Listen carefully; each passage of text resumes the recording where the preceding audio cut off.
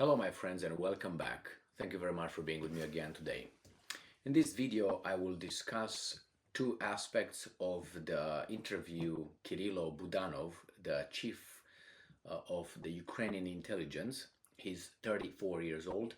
The interview he conducted with the Washington Post, and he must be very extraordinary being chief of an intelligence department or services of a country is a big deal, and being the chief means that you have to have special skills, and I'm not kidding. But anyway, he's 34 and he has at least I'm going to cover two aspects of the interview that he conducted with Washington Post. One, the number of the, according to Kirilo Budanov, the total number of the Russian military personnel involved in fighting Ukraine.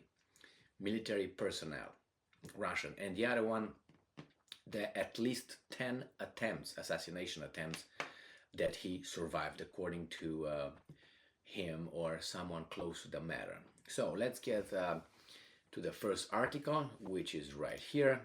Both of them come from Ukrainska Pravda. But as I said, this is per Washington Post. They come from today, the 31st of January 2023. 326,000 Russian military personnel fighting in Ukraine. Ukraine's intelligence chief. Now, military personnel. Is this the Russian army? Military? I'm guessing. So if there's 326, now you subtract 300,000 that were mobilized a month ago or so. So that means there were 26,000 Russian military personnel a month ago, or let's say they died, some, I don't know, a few thousand, let's put it to 30,000. So there were only 30,000 Russian military personnel before the 300,000 that were mobilized a month ago. For me, already that's a but anyway, if this is the Russian military, but even then it doesn't add up, and I will tell you why. At the beginning of the war in Ukraine, if you remember, the Russians, according to the Western sources and Ukrainian sources, the Russian army, military, brought at the border with Ukraine, remember those about 150,000 people, military, right? So it was between 150,000 to 200,000 at the border with Ukraine. Now those guys invaded, right? They fought. Now again, these guys, the Ukrainians, claim that they killed about 110,000 in the war, Russian troops, not military. Then it's kind of impossible, because if they killed 20,000 troops, which is not only Russian military or military personnel, right? That's something else. It's Kadyrovites, it's the guys from Luhansk, from Donetsk, from mercenaries and all that, Wagners and so on. Then it doesn't add up. You either killed more than 120, if they started with, let's say, 150 at least, right? And those were only Russian military personnel. So the Russian personnel, which was about, let's say, between 150,000 to 200,000, you add the Luhansk, Donetsk, Wagner group, and other people who fought over there, the Russians must have invaded, with 500, 400,000. I don't know the number. Nobody tells me the number. Anyway, but we know that there were about 150,000, between 150,000 and 200,000. And now it says that, oh, they have 326. We know, according to these weasels, that they mobilized a month ago or so, 2 months ago, almost 300,000. 315, it was an article saying that, hey, they mobilized more than the number they said. So then they got what? 15,000 or $10,000, 10,000 military out of those 150, or between 150 and 200,000. Then that means the report that they killed 110 already, 110,000 Russians in the war, victims, whatever losses, doesn't add up. It must be more than that. It has to be 250 at least. But anyway, well, I don't think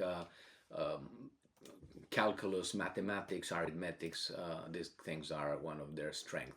But hey, they look at the people they are appealing to, and they will not ask questions. So I don't think this is correct. 326 Russian military personnel fighting in Ukraine. They just mobilized 300,000 according to you guys. So what, they had 20, there were only 26,000 fighting you? Okay, Budanov. Anyway, the head of the main intelligence directorate of Ukraine, Kirill Budanov, said that approximately 326,000 Russian military personnel are currently fighting in Ukraine. How is that possible? Again, they mobilized 300,000, they said. I have the articles. I didn't think that it was important. They say, oh, they actually mobilized 310,000, 315,000 of the total. They said they will have 300,000. Now the Russia says, no, we didn't mobilize. We didn't mobilize only 180. It still doesn't add up. This source, Washington Post. According to Budanov, approximately are currently fighting in Ukraine. Also, the head of the main Directorate of Intelligence of the Ministry of Defense of Ukraine said that there is currently only 9% of the reserves of long-range caliber missiles left in Ukraine and Russia. And I think they have like 500. So I don't know, they would be like five, five left or something, or what? It's just unbelievable. Not even five, more than that anyway. So let's go and see what this guy talks about in the next article. Ukrainska Pravda. This article comes from Ukrainska Pravda, the same setting, the same situation. Right here, this guy, you think that he would, I don't know, meet with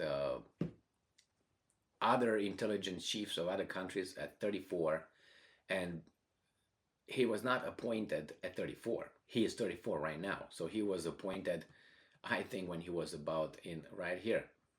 I think he was appointed in 2020. He was 34.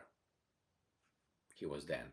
He was appointed 34. So now he's what, 36, 37 maybe. Makes it look a little bit better. But anyway, would you appoint a 34-year-old person as an intelligence chief? I'm not questioning his intelligence or his bravery.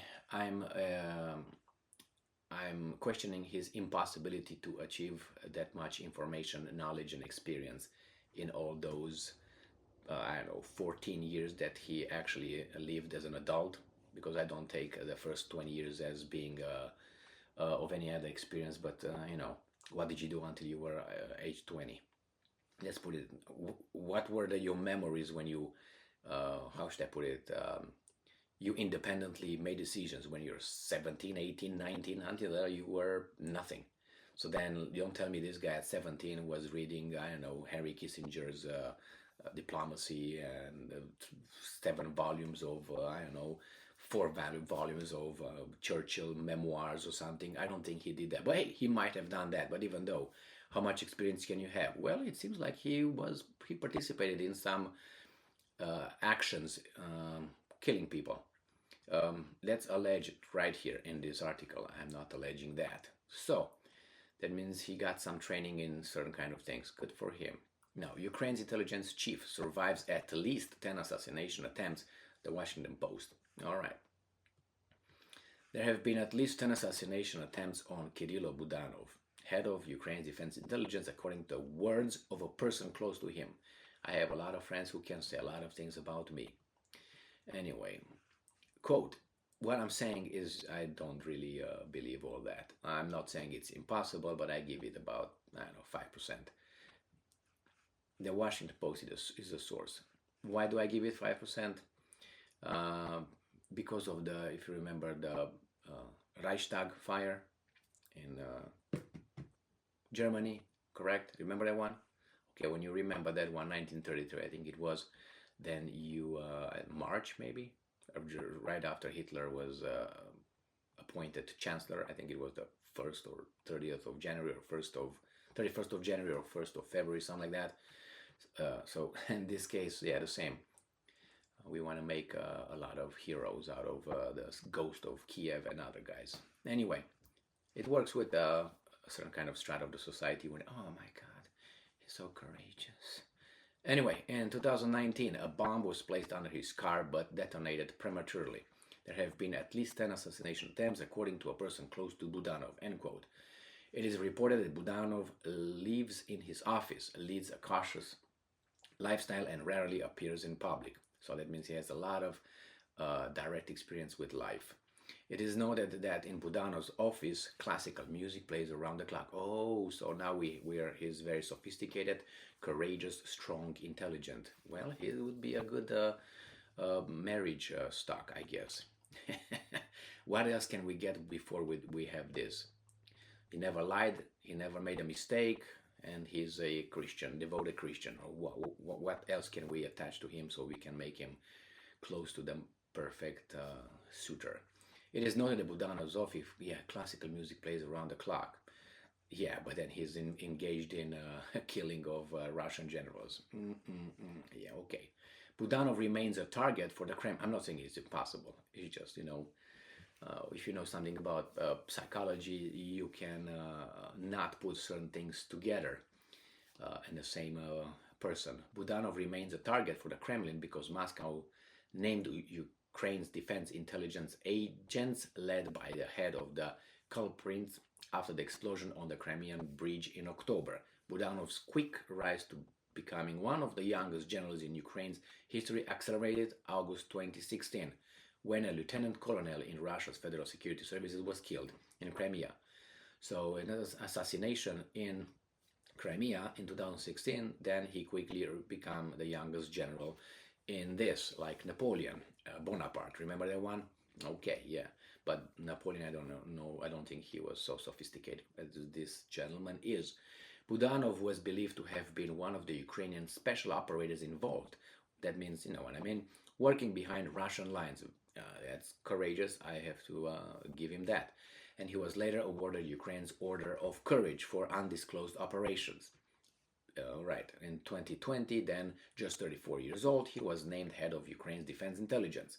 Budanov would not confirm or deny the operation or his part of it. Of course, you don't do that for obvious reasons. Something happened and all of the attempts on my life started after that.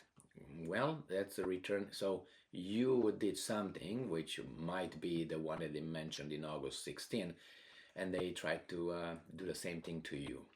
Well, that's the world he lives in, and I'm pretty sure he is a courageous guy. He loves his country. I don't know how intelligent he is, but I can give him that for certain, and I don't think he cares what I give him. It's just my assessment of whatever I read right here, and I ask questions regarding a 326,000 Russian military personnel in Ukraine. I doubt that seriously. And about Budanov, it's something not kosher that he was appointed at 34 years old, the chief of an intelligence department. I don't. You have to be really, and the only thing I think he would lack, as I said before, is, or he's not fully prepared for that position, is the experience. That's, and not talking about this kind of experience, not that kind of experience, an experience in dealing with certain kind of information, analyzing it, making decision. I don't know. You can't have it all. But anyway, I'm pretty sure he's an extraordinary man, and good for him. Good for him that he survived 10 assassination, more than 10 assassination attempts. Thank you very much for being with me again today. Stay strong, stay smart, look for the truth, and be just.